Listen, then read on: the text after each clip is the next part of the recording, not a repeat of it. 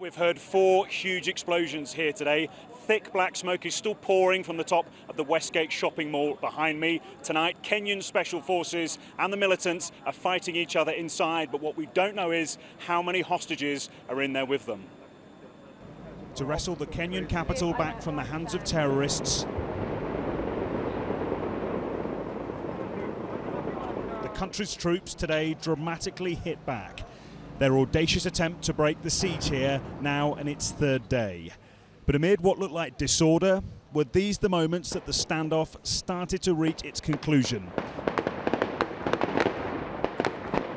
As the Westgate shopping complex burned, we witnessed the most chaotic moments yet of this siege. After several hours of calm here, we're now hearing heavy gunfire and loud explosions. There is a thick black smoke coming from the top of the Westgate complex as well. These soldiers are getting ready to attack if they need to.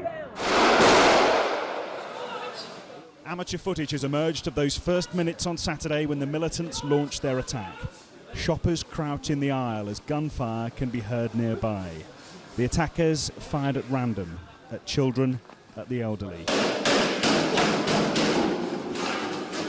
Somewhere in the mall was the award-winning British architect Ross Langdon and his pregnant partner Elif Yavuz.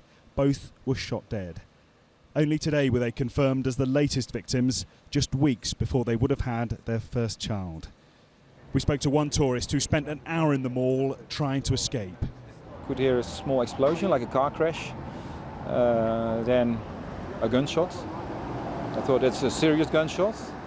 In Nairobi you're used to gunshots, but sadly you learn the difference very easily between a normal revolver and a heavy gunshot. So I thought this is heavy, and then immediately after that one shot there was a non-stop. It's unclear just how many hostages and how many attackers are still inside the shopping centre.